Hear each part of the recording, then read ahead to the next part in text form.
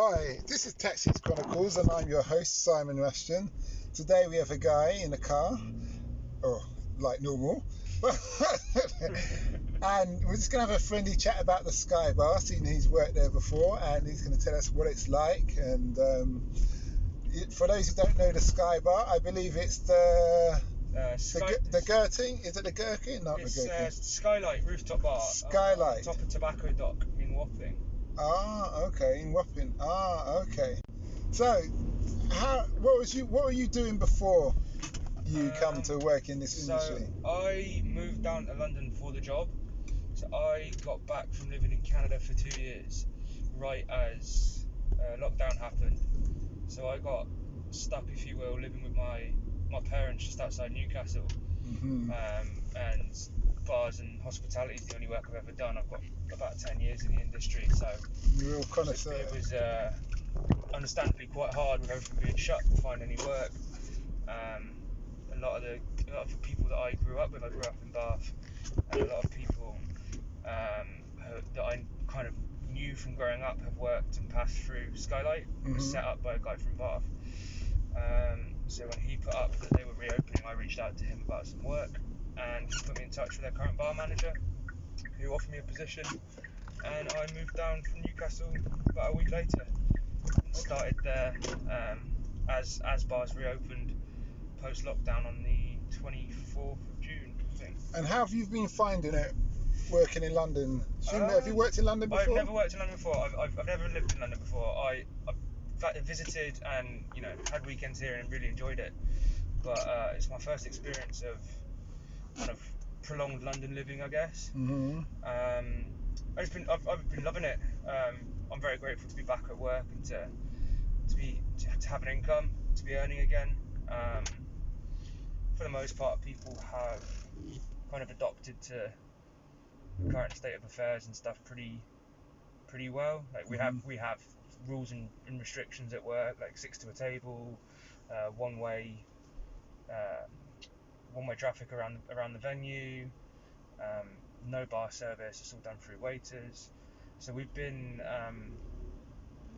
as careful as we can with making sure that not only our customers feel safe and secure, but also our staff and everyone else that goes there to work. But how does working in London bars differ from working in Canada? It's very different styles of service. Canada is the hospitality industry there is predominantly tips and service driven. So as a bartender over there, where it becomes a profitable industry to work in is in your tips. You don't make a whole lot of money at all really off an hourly wage or even a salary, but the benefit of the job comes in the tipping culture. So it's all very service driven. It's a very high emphasis on quality of service and quality of knowledge. So customers should ask, they expect you to be able to answer any question. Pretty much, yeah, or at least be like approachable, honest and personable. You won't get very far in a bar in Canada if you can't sit and have a conversation with someone. Oh, okay. You get caught out pretty quickly. It's like they can test you. Yeah, pretty much. It's just that kind of atmosphere in bars over there. Like, it's particularly if people are coming to sit at the bar more often than not. So like in the movies where they sit at the bar and they talk to the bartender. Yeah, exactly. You need to be able to talk about politics, sports, religion, just whatever. Be engaging. Okay. It's the way that you build a regulars culture. You have people that come in and you know them by name. You know what they're going to drink, so you can have their drink ready for them. Whilst they're taking their coat off. And then from a purely, I guess, financial point of view, that's then reflected in your tip at the end of the night. And it's so it's a bit like as a bartender, you're a bit of a psychiatrist if you're dealing with people at the bars because they're telling you their problems. Oh, massively. We're bartenders are very similar to barbers in that respect. And taxi drivers. Yeah. I'm sure. Like you become a counsellor, an advisor, a confidant to a lot of people. Obviously, what's unique in that respect to bartending is alcohol's involved. So people blurt out everything when people they tend to open up a little bit more.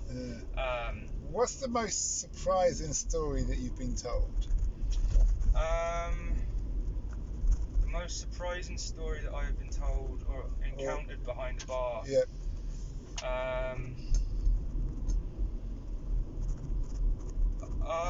Some story that I was told that it didn't happen to me. It happened to a friend of mine who was the bar manager of a high-end seafood restaurant in the city.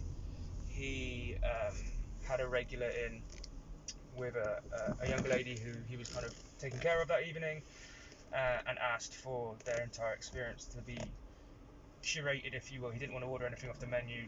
He asked Luke to essentially order what he wanted, pair it with food, pair it with drink, and Luke basically curated this entire night for them. The gentleman and his partner had a lovely time by all accounts. Left, and the gentleman came back about 5-10 minutes later and presented Luke with a brand new Rolex as his tip. So he wears that. Very proudly. Very proudly, yeah. I'm worth my weight in gold. Yeah.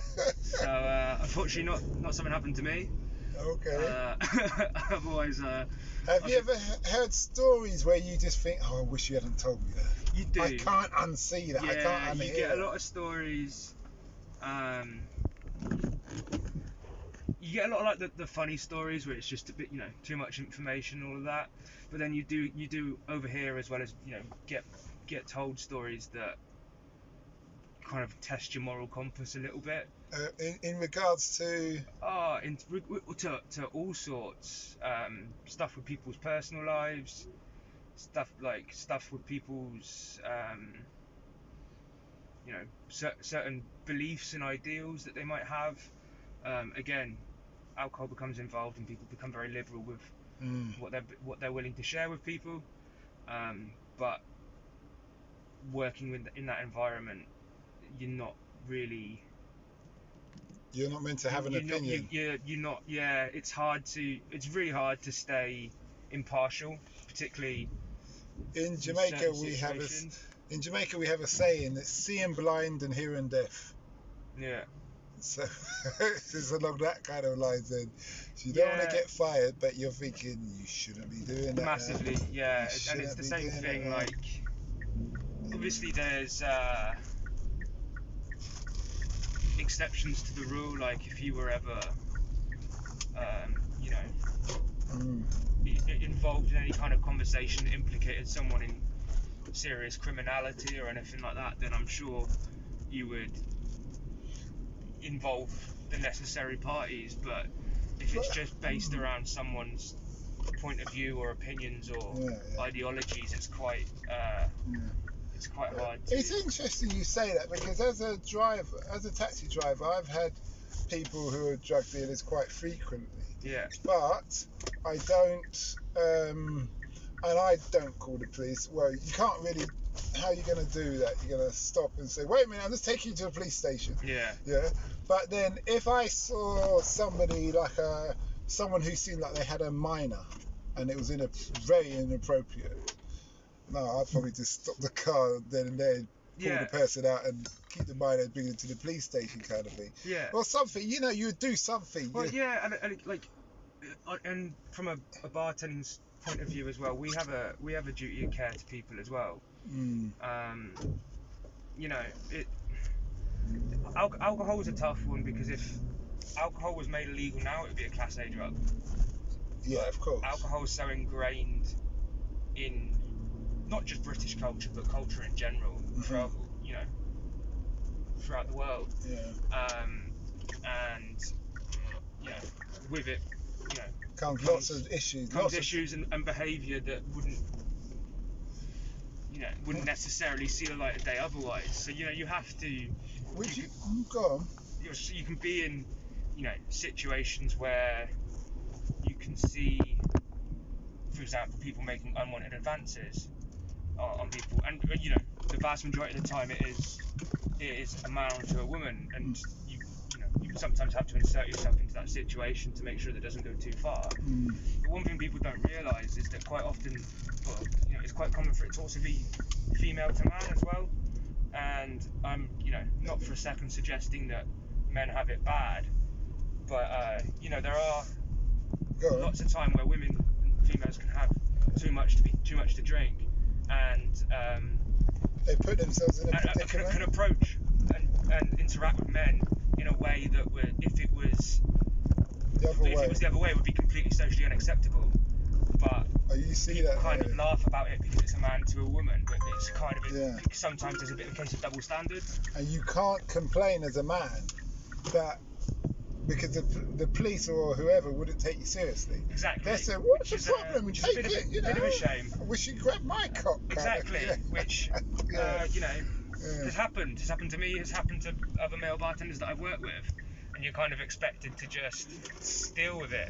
Whereas if I, as a patron in a bar, went up to a woman and groped her, I'd be arrested and charged. So it's you know, you do come across, and again, like I completely understand that the vast majority of the time it is unwanted attention from a man to a woman, but you do get exceptions to that, and I don't think it should necessarily be joked about maybe so much as it is. I understand. Well, thanks for that. We've come to the end of the trip. It was a really good, really, we're offloaded here. The most interesting Uber ride I've had in a long time. But I hope the listeners, you like that one. Obviously it started off a bit slow, but then got juicy. You start to get our teeth into the facts of things. For the listeners, please do not forget to subscribe to our other podcast, Africa Investor Stories, all about why people from around the world invest in Africa, having the fastest growing economies on the planet and has done for some time. Apart from that, have a nice day and stay safe.